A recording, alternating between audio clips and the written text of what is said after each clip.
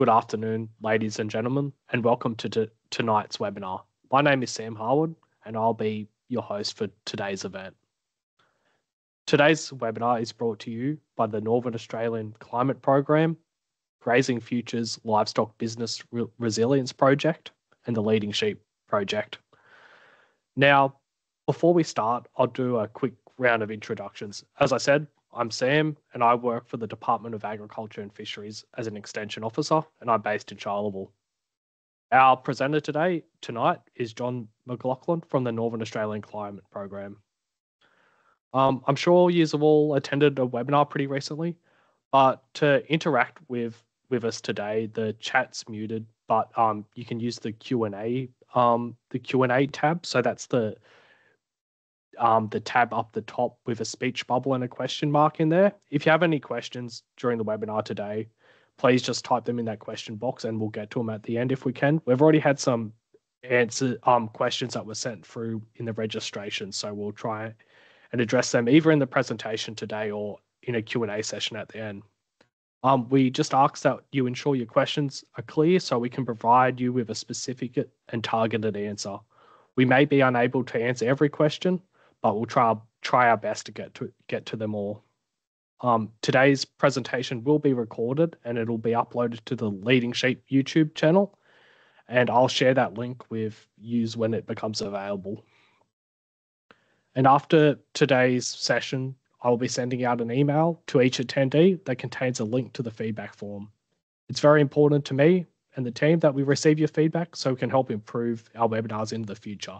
There's also going to be a QR code at the end that you'll be able to scan. And it's really short. It'll only take two to 3 minutes to complete, and I'd consider it a personal favor to me and the team if you're able to take the time to fill it out. In just a moment, we'll be hearing from John.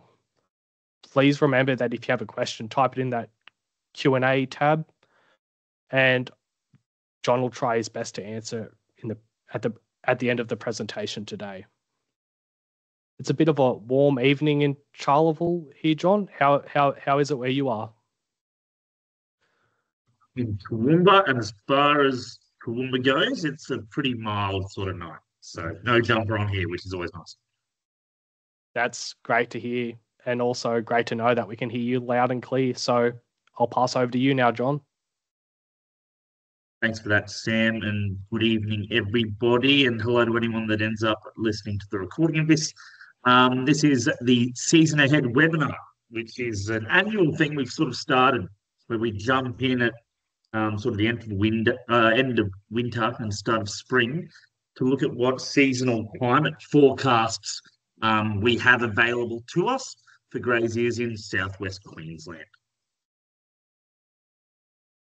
Now, work hard and pray for rain is the approach that a lot of graziers and primary producers have historically taken when it comes to making management decisions. However, with advances in climate forecasting tools and technologies, we're hoping to shift away from a work hard and pray for rain mentality to a work hard and gather insights from seasonal climate forecasts. Really quickly, what is NACP? That's the Northern Australian Climate Program, of which I am funded by part of the Drought and Climate Adaptation Program, or DCAP, and it has a research, development and extension to it, which includes 16 extension officers scattered across Northern Australia. And I am the designated climate officer for South West Queensland. But even if you aren't directly in my region, you probably have a designated climate mate for your location. And if you get in touch with me, I'm sure I'll be able to identify who that is for you.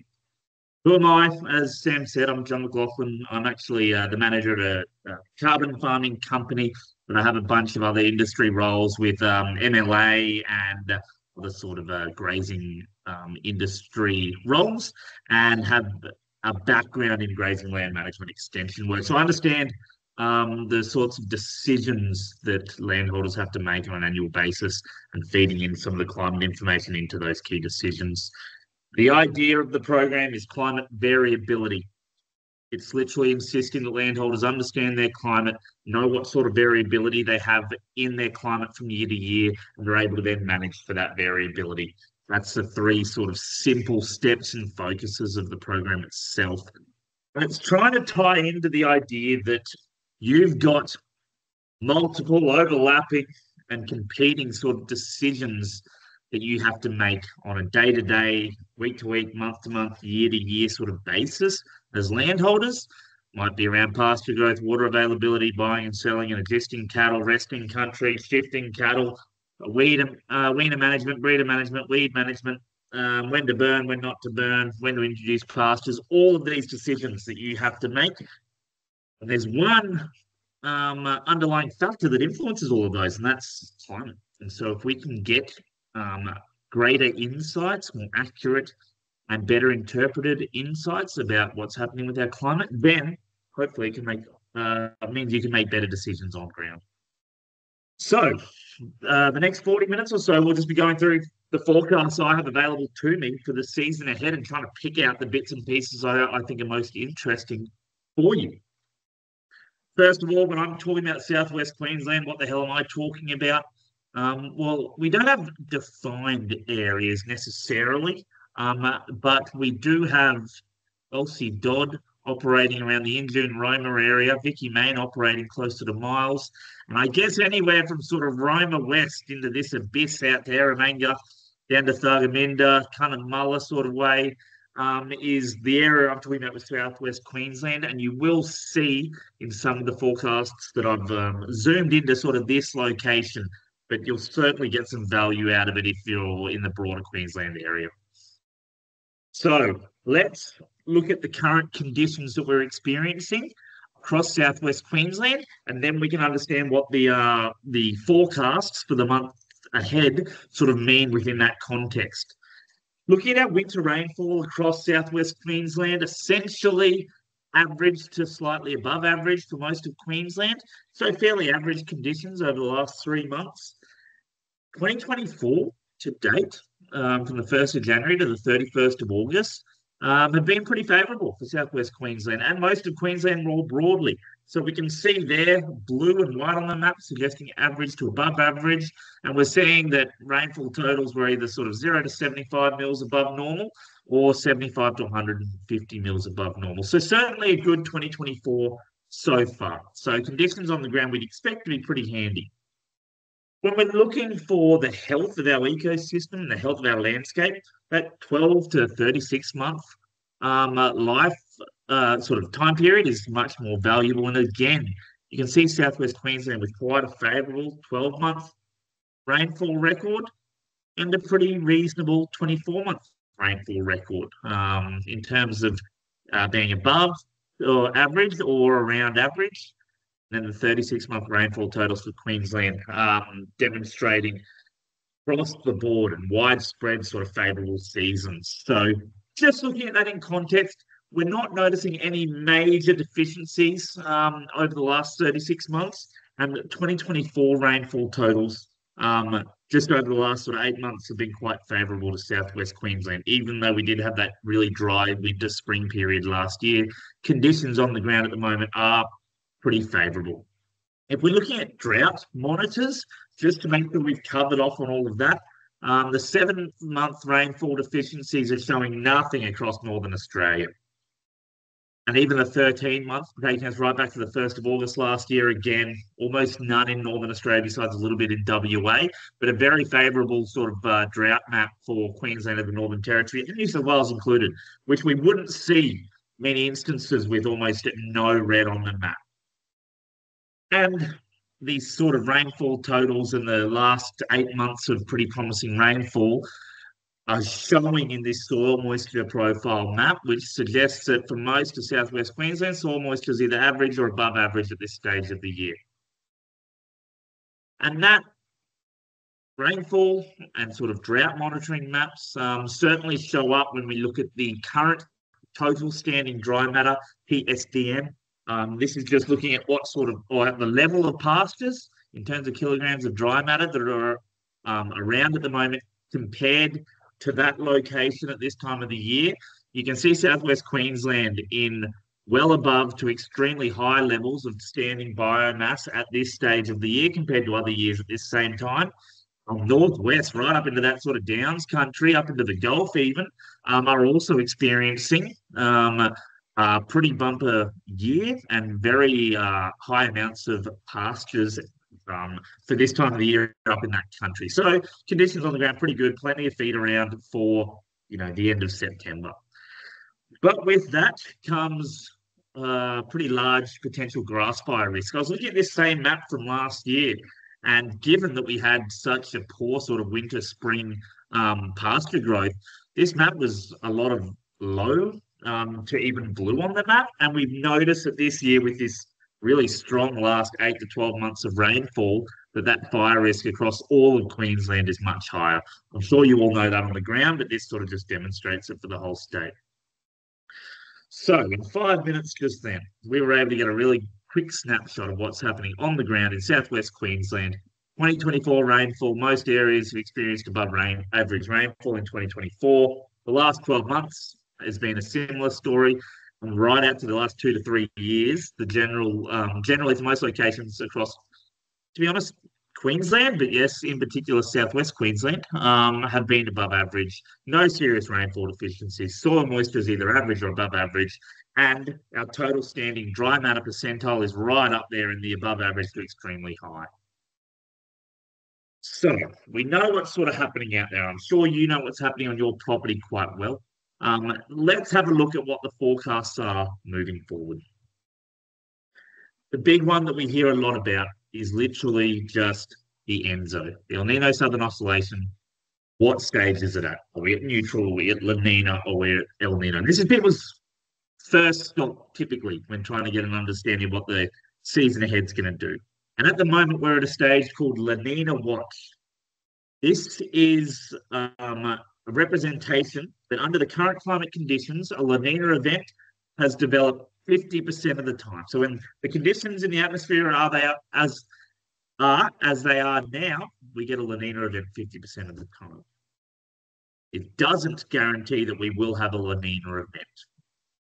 So we're sort of sitting at a 50-50 chance of a La Nina potentially developing over the next few months.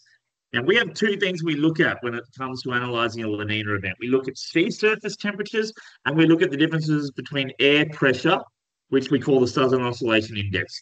Let's look at Pacific Ocean sea surface temperatures first, abbreviated to SSTs. They are currently at neutral. If we get to negative 0.8 degrees, we get into La Nina conditions. And if we go to the plus 0.8, we end up at El Nino conditions. This is the BOM's forecast moving forward. We're right here at September, where we're bang on zero. We are as neutral as you can be in terms of sea surface temperatures, but trending slightly down towards those La Nina thresholds, but certainly remaining within these neutral thresholds or parameters for the whole of spring and into summer. So the BOM's forecasting neutral sea surface temperatures throughout spring and summer. So the BOM's saying it is possible a La Nina may develop in the coming months, but if it does develop, if the La Nina event does develop, it would be weak in terms of the magnitude of the anomaly and short-lived. So it would be active for a short period, and it would be a relatively weak La Nina event. Historically, the ENSO forecast skill is high at this time of the year for the 4 months ahead. One of the questions that came through earlier was getting an understanding of the accuracy of forecasts. And I'll delve into it a bit later on, but there's also the accuracy at which they're able to forecast particular drivers at certain times of the year. This La Nina, El Nino neutral forecast, I wouldn't even worry about the forecasts in March, April, May, June. But at this time of the year, as we get really close to summer and as we get into the spring period, this forecast becomes very accurate or higher, gets a high level of accuracy. So I put a lot more emphasis on looking at these forecasts at this time of the year. Here we have the 7 international climate agencies or weather agencies and what they're forecasting. BOM's suggesting that even though we'll be below that sort of, we'll be tending towards the La Nina conditions, We won't get there in October, and even in December, we won't get there. So you'll notice that for October, we have 3 agencies out of the 7 saying that it'll reach La Nina conditions. And then even by December, even though the European agency gets quite close, we're still with 3 out of the 7 agencies calling a La Nina event. So this is a really touch and go year. Some agencies are probably going to continue to forecast a La Nina. BOM's saying that it won't quite get there, but we'll have many of the conditions that we would have in a La Nina year. This is what those sea surface temperatures look like when we look at a map of it currently at the moment. This is a sort of visual depiction of those anomalies. Now, when we have a La Nina event, a stereotypical La Nina event, we get this big body of blue water out here in the Pacific Ocean. In an El Nino event, we get that big body of warmer water building up in the Pacific Ocean. This is how that massive flooding event that we had in 2010, 2011 looked in terms of the sea surface temperatures. You can see the most stereotypical big blue tongue of water out here in the middle of the Pacific. And this is what we have this year. So when we're talking about that weak sort of message or signal that we're getting about a La Nina event, you can see the difference between a very strong La Nina event where it smacks you in the face and what we have this year, which is just that very slight build-up of cooler water out of the Pacific Ocean. So even if it does reach La Nina thresholds, that's why the BOM is saying it's likely to be a weak La Nina event that is short-lived. The other part with sea surface temperatures, as I mentioned, is the Southern Oscillation Index, which is a measure of large-scale fluctuations in air pressure occurring between the western and eastern tropical Pacific. Do you need to know that? No, not necessarily. You need to know how to read this graph. And essentially, similar to the previous one, we have La Nina thresholds, which is +7, and El Nino thresholds, which is -7. And for the last 30 days, La Nina thresholds were slightly exceeded, but as you can see, for much of the last sort of 3 months, we've been in here at neutral. You can see back in 2022, we had that strong La Nina event. We were way up here. Then last year, that El Nino event, we were down here in the sort of orange-red color. But even though we did spike briefly in the last 30 days to above that threshold, for the most part this year, we've been sitting within those neutral conditions. So the Southern Oscillation Index is also not giving us a strong sign either way of it being a La Nina event, and it's sort of having a bet each way also. It's jumping up over the line, but then down below it again. What really matters with these forecasts, it's the where and the when. The where and the when. So even if it was a La Nina event, we've got to work out, does that actually affect us where we are, and what months does it affect us? You can see here that if it was a La Nina year, and we'd already called a La Nina, because we had conditions that were more like they were in, say, 2010, and we were already in a La Nina year, we would have, such as on this map, we'd be looking at our winter, spring rainfall for an indication of what conditions we might expect. And La Nina events, if you're in Charlotte, Cunnamulla, Eromania, somewhere out there, for you, a La Nina year is much more impactful on your winter, spring rainfall than your summer rainfall. So if it's a La Nina year and you're out here in Charlotte, your winter, spring rainfall is likely to be in the top 80% of years. Your winter, spring temperatures are likely to be cooler daytime temperatures and warmer nighttime temperatures. If you've got increased rainfall, what do you have? Increased cloud cover. If you've got increased cloud cover, what are you going to have? Reduced daytime temperatures. At nighttime, that increased cloud cover actually traps in heat. You end up with warmer evenings. You can see how these maps sort of relate and interact with each other. Now, in summer, in La Nina years, we're actually noticing that that impact of a La Nina event has a lower impact on summer rainfall as it had on winter spring rainfall. So your difference from that normal year will be far more pronounced in winter and spring than it will be during summer. So in summer, you're only going to be in that top 7 deciles for rainfall, whereas in winter and spring, it was in that sort of top 8, 9, 10 deciles. So there's a weaker signal for South West Queensland, and big parts of South West Queensland here actually get no difference from normal conditions when it's a La Nina year over summer. So if you're in any of these wide areas, over summer in a La Nina year, you shouldn't be expecting any more rainfall than you would in any other year. Really important to note when these drivers actually affect your location. For South West Queensland, it's more so in winter and spring than it is in summer. And those are the effects it has on summer temperatures. Another factor we look at is the Indian Ocean dipole. This is a really important event for our winter and spring, particularly our spring rainfall. When we have a negative IOD, we get wetter conditions. When we have a positive IOD, we get drier conditions in South West Queensland. The Indian Ocean dipole is the exact same, effectively, as measuring that ENSO event in the Pacific Ocean, except we're measuring it in the Indian Ocean. And it's defined here for you. As you can see, most climate models, including the BOM, are suggesting that the Indian Ocean dipole will remain neutral, although tending towards negative conditions throughout the remainder of spring. We have one of the 7 international agencies, Canada's International Climate Agency, are declaring a negative IOD event. What you do notice on this map, though, or on this graph, sorry, is that all of the international agencies are predicting a slightly negative IOD, but just not to the thresholds of officially calling it a negative IOD event. It's remaining within those neutral bounds, but tending negative.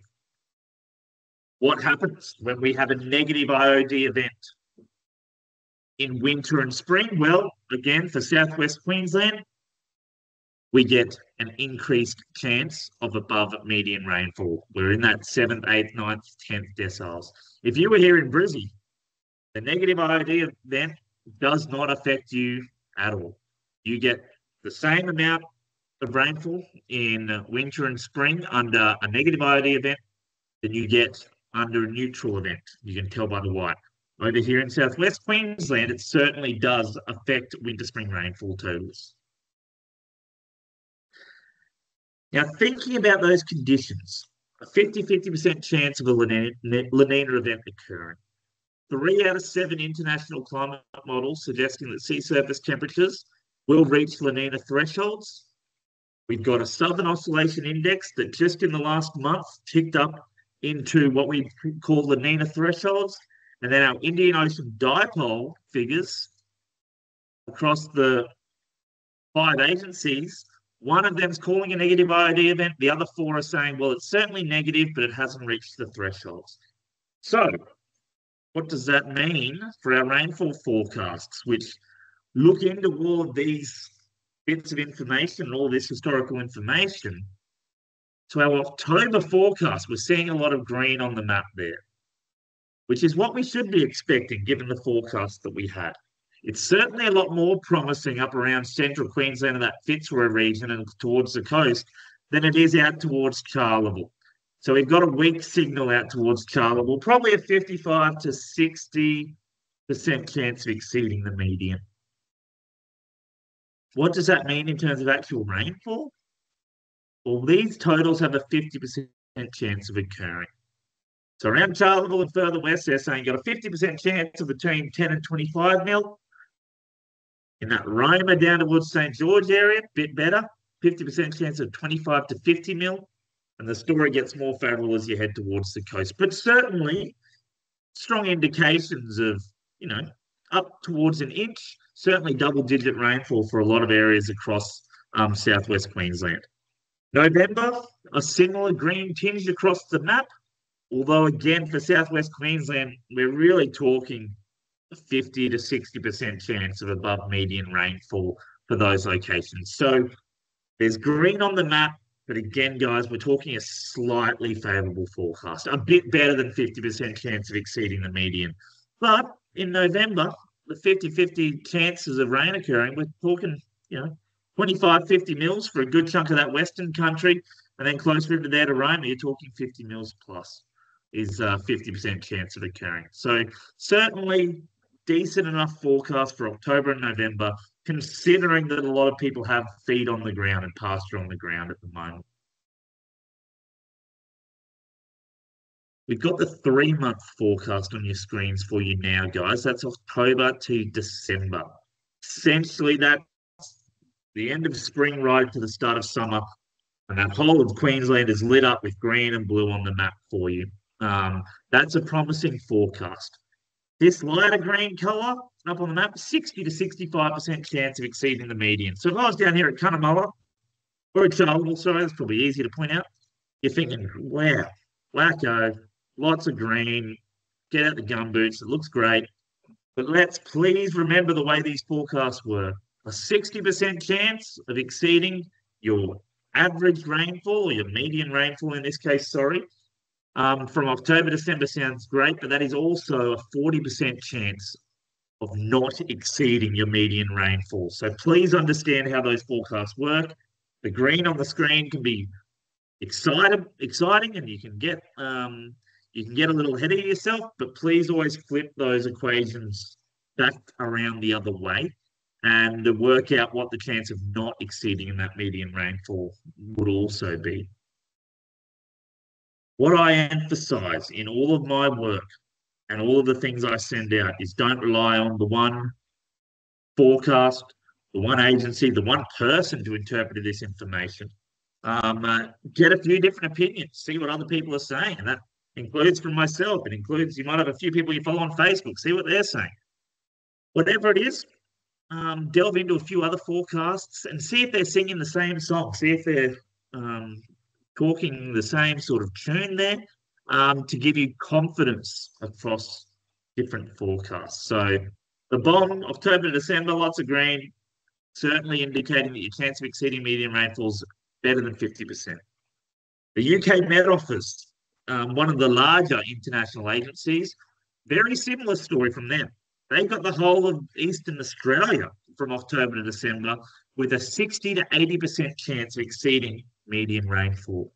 So we've got two different agencies doing their own research, doing their own forecasts, developing their own models that are coming to a similar sort of outcome in terms of their forecast for Australia, and in particular South West Queensland. So that gives us a little bit more confidence. We also have the European Climate Agency that provides us with a long-term forecast. So this isn't the spring, start of summer forecast. This is the summer, end of, start of autumn forecast. We're actually looking at January, February, March. So we've gone from looking at October to December, the end of 2024, seeing quite favourable conditions, certainly a better than 50-50 chance of getting above median rainfall. And now we're seeing the start to 2024 with either a light green or even a more confident darker green there, suggesting a 60 to 70% chance for South West Queensland of exceeding median rainfall. So we're seeing those La Nina-like conditions representing themselves in the rainfall forecasts as providing pretty solid spring and summer forecasts for South West Queensland, with, if we were to be conservative, probably a 60 to 70% chance of exceeding median rainfall over that period across the models that we've looked at. Again, that's a 30 to 40% chance of not exceeding the median rainfall. What does that mean for our temperature forecasts? Remembering that these are often quite closely linked. Well, in October, with that slightly favourable rainfall conditions, we're actually seeing most of southern Queensland and southern Australia likely to have conditions that aren't likely to be hotter than normal, probably sitting around that 50-50 chance of exceeding that median temperature. So pretty mild conditions, I would expect. But when we have rainfall around, or at least cloud around, we end up with those warmer nights as we trap that sort of heat in. So we We're seeing the temperature reflect those rainfall forecasts here. And again, October to December, looking at those daytime temperatures, that's what we have when we see max on the screen, daytime maximum temperatures.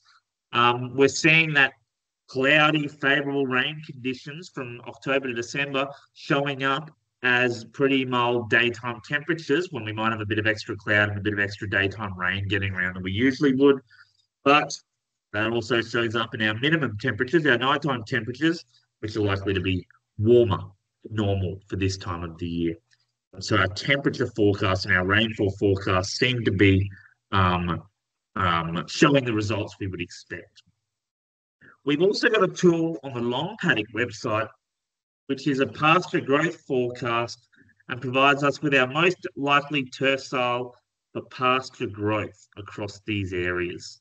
Now, this is September to November, so it's only really kicking into the start of the growing season, which probably kicks off mid-November, December for a lot of locations around South West Queensland.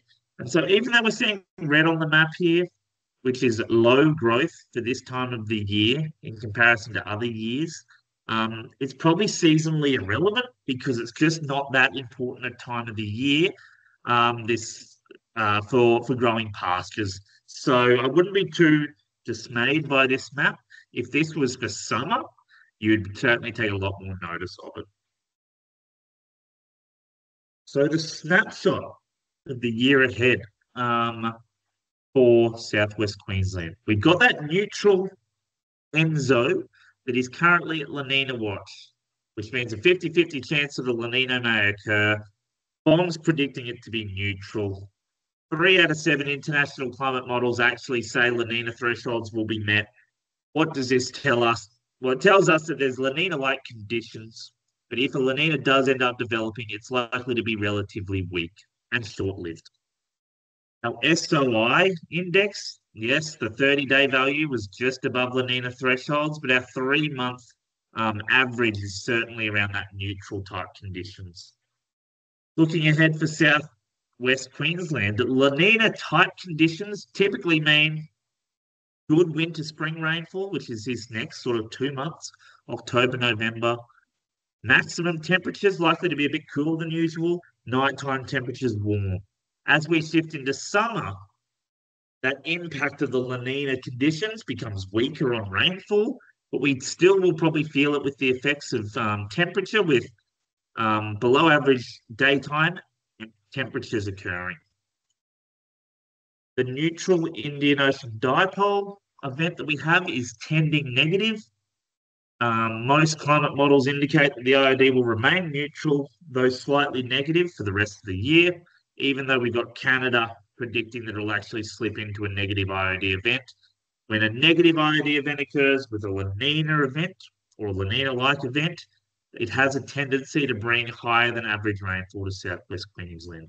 So we're certainly seeing few signs or signals that the likely conditions is probably a wetter than average year. And we see that in our rainfall forecast. The BOM is essentially 50-50 for October, probably slightly favourable, probably 55-45 of better than average conditions in October. November, a little bit more promising, 55 to 65% chance. October to December, 60 to 70% chance of us exceeding median rainfall, backed up by the UK Met Office. They're saying 60 to 80% chance. And then that European agency with our January to March forecast was quite promising and quite favourable for South West Queensland. And we've spoken through those temperature and pasture outlooks. I'll send this presentation out to everyone, by the way.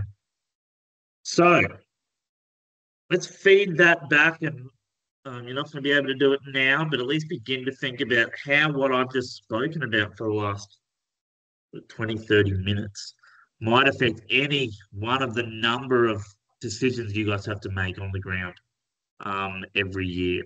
So think about those. Think about the decisions that you've got coming up. Think about that forecast. Think about shifting the odds into your favour. Making sure that at least if you're making a decision, it's got a better than 50% chance of being the right one based off the insights we've looked at. What's happening in the short term? Didn't want to touch on it as part of the formal presentation because I'm looking at the seasons ahead. I'm looking at spring into summer and what we might get in those instances. What I'll quickly look at right now, though,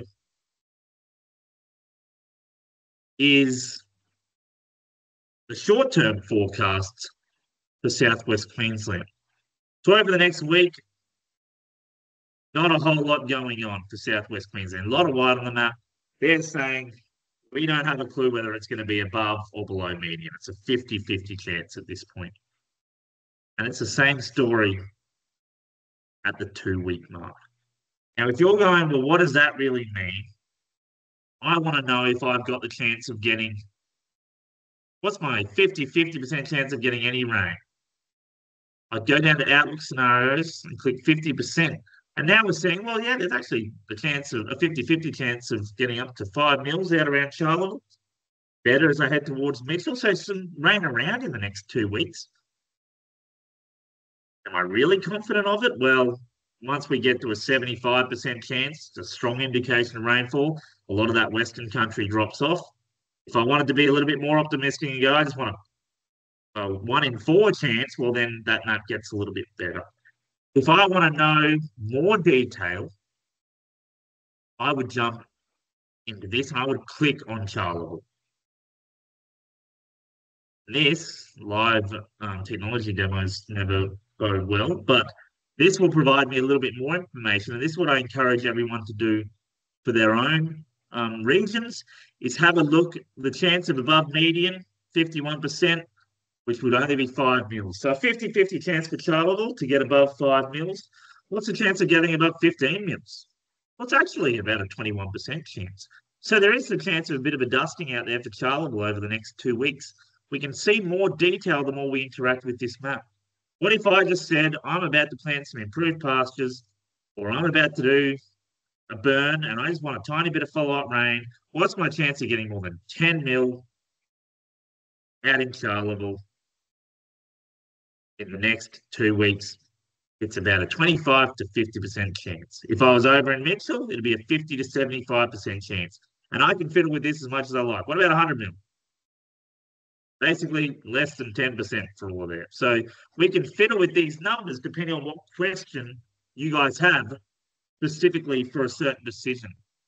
I don't know if anyone uses the Windy app. Again, I'm showing you this because I want to show that you want to use different forecasts. The great thing about Windy is we can come in here. We can go rain accumulation from Monday to next Monday. What's our 7-day forecast? We've got the European agency here predicting nothing for most of Charleville. But we've got 4 different forecasting models right here. So let's click this one. Again, not a whole lot. Access. 3rd model, not a whole lot.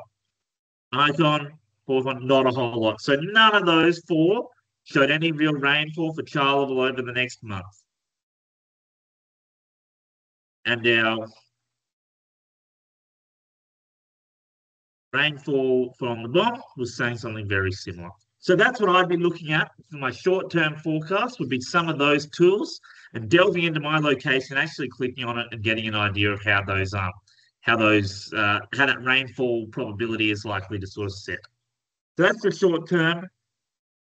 Spend the next 5 running through some of these submitted questions because I think they're really good, and I think a lot of them will be questions other people have. What is the green date for Charleville was one of the questions I got asked here. And it should be something that I bring up more often. For anyone that doesn't know what a green date is, this is the date at which you should begin to grow pasture again in your location. So the green date tool is actually a recent tool, and I'll share all of these links.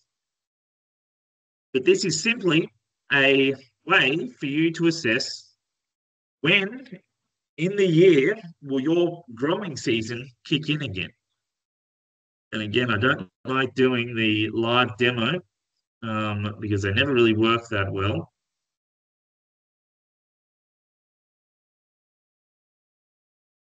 But this is a new tool. I can go in, search for Charleville, pick the chartable post office, import the data file.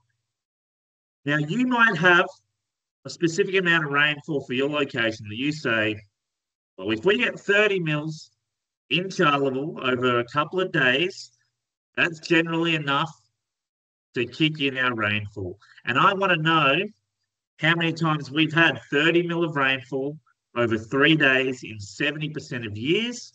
And this is the data range you want to use. I want to use the data for the last 120 years. I only want to use the last 70 years of data. I only want to use the last 20 years. This is all available to you to sort of pick your own journey. If we went from 1950, we've got a green date, a chartable of receiving 30 mils of rainfall over a 3-day period in 70% of years. Looking at data back to 1950, it is the 3rd of January. And you can all go in there and calculate this for your own locations, but this is essentially saying in chartable, in a neutral year, pastures don't start growing again until the 3rd of January in 70% of years. Therefore, if I'm forage budgeting, I need enough feed on hand to get me through to the 3rd of January every year, and I shouldn't be surprised if I don't get new pasture until then. What is the current reliability of the outlook forecasts? Fantastic question. If we go into our BOM rainfall, and you want to look at the next BOM rainfall for October. So we're seeing green on the map. It sort of looks promising, but you're going, how bloody reliable are these guys? What's their accuracy been in the past? Well, luckily, we've got a past accuracy forecast here.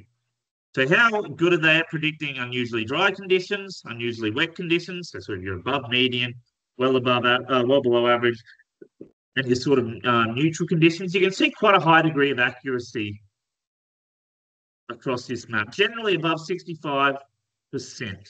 You'll see some locations, such as over in the west here, which are quite poor.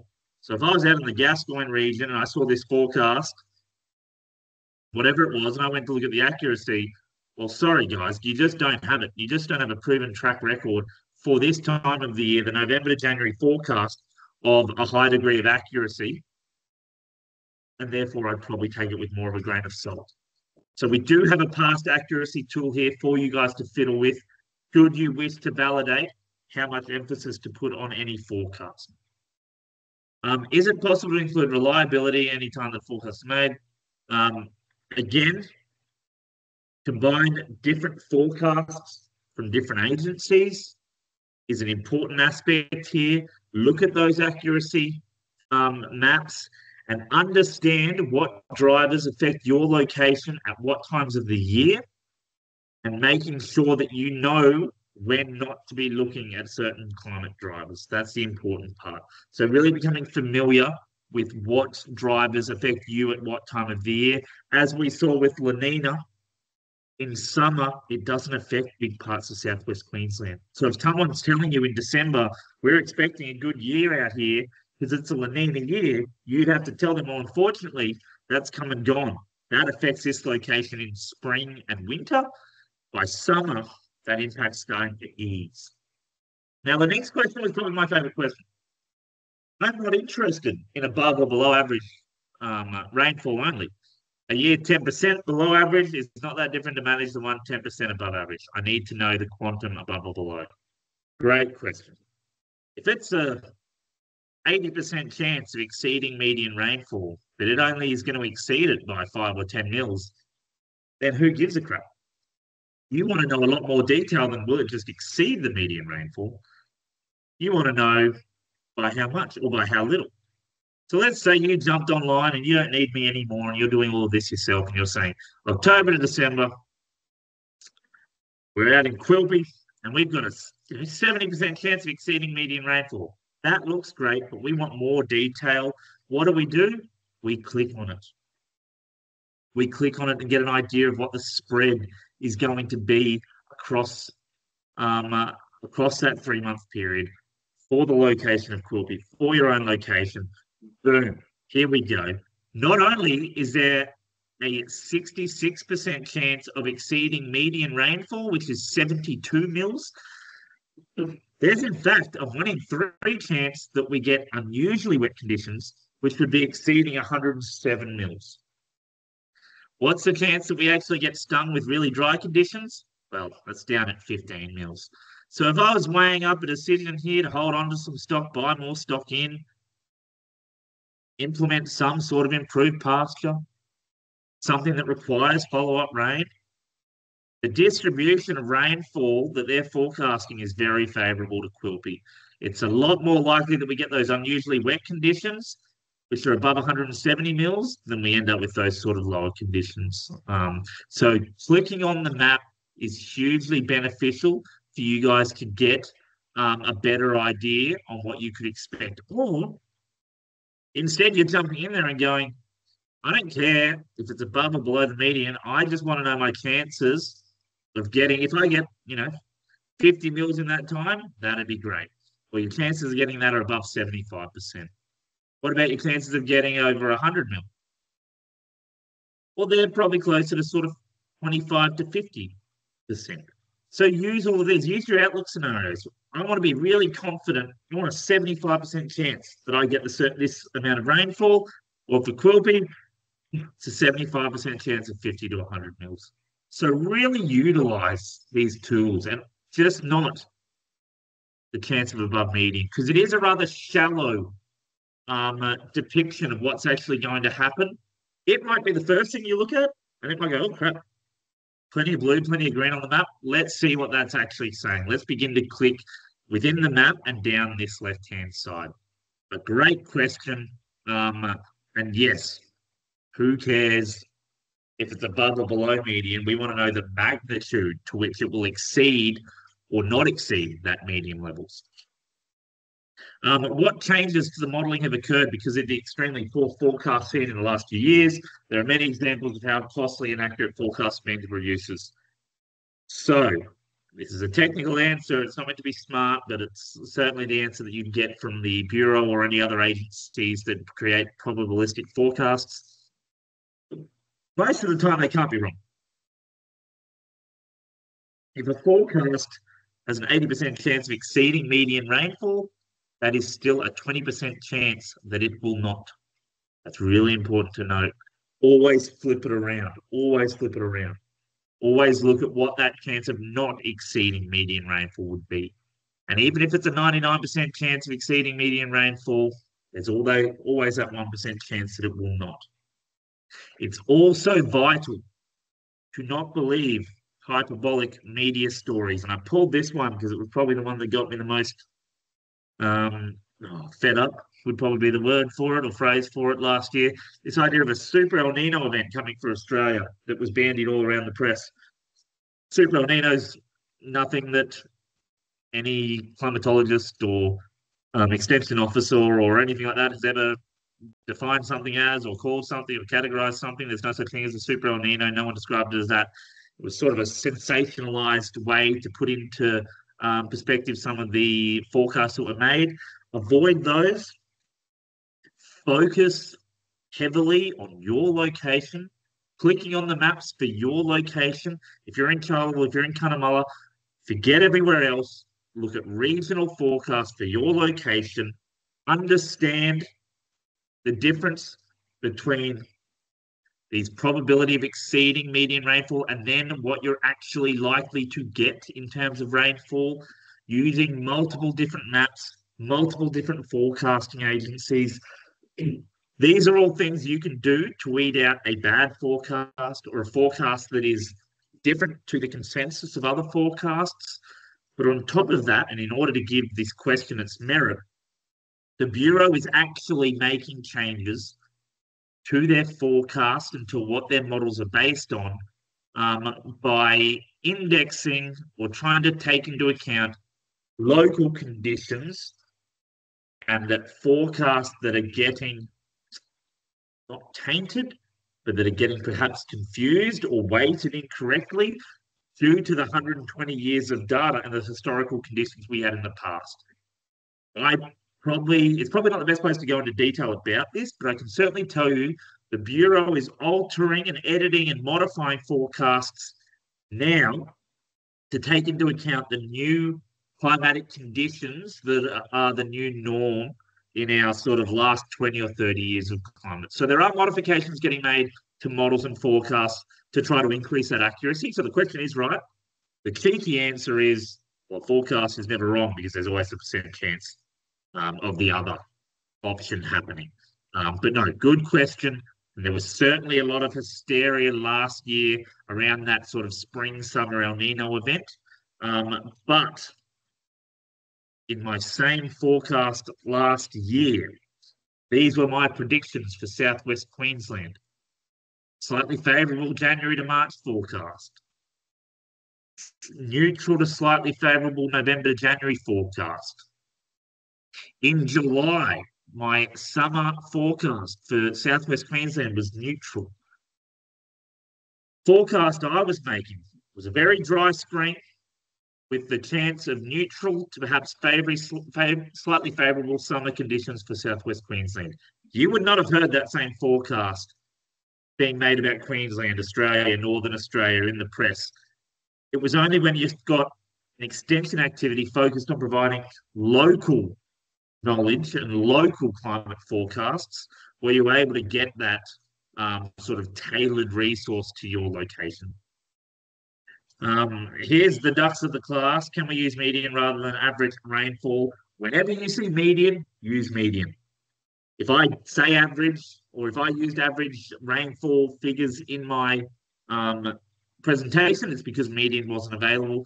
Median is a better way to analyze rainfall and temperature than average. Average can be tilted to the extremes due to that odd rainfall event or super dry year here and there. If you're looking for the events that give you the best representation of what's happened historically, always use median. Will get you much closer to that regular, normal year than using the average. In fact, typically with averages, we find that the average rainfall is about 20 or 30 mils, at least an inch or two, higher than the median rainfall for that location. So the conservative or accurate approach is the median. And then again, this question about accuracy. Yes, one major issue, as I said at the beginning, is how much of the historical data should be incorporated into current models. Is data from 120 years ago still relevant today? If someone said, what's the median rainfall for Charleville? Would you want to know the median rainfall from 1900 to 2024? Or do you not care what happened 100 years ago? Would you go, no, mate, just give me the median rainfall data from 1990 to 2024? That's the sort of questions getting made at a higher level. And that's the sort of questions that you guys get to decide, you know, what's your degree of comfort? Or where do you see the risk lying? Do you want to look at data from the last 30 years because that's where you feel the climate's moved to now? Great, analyze that data. If you prefer to use more historical data, then use as much as it is available for you.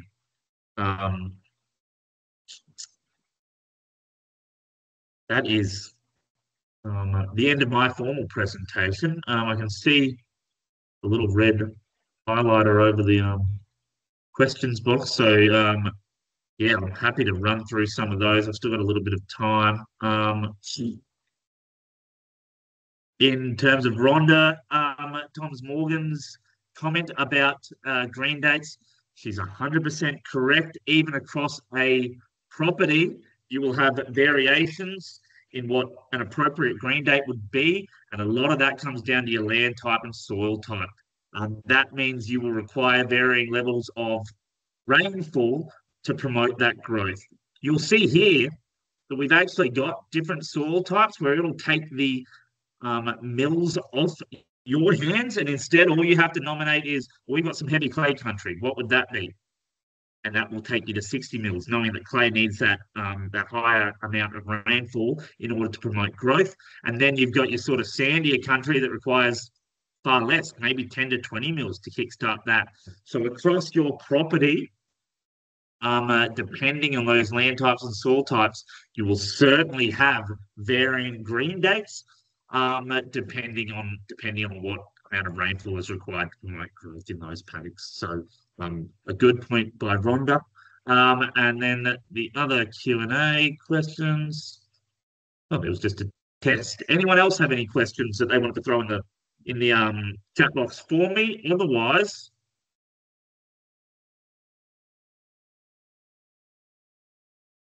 I could probably pull up there.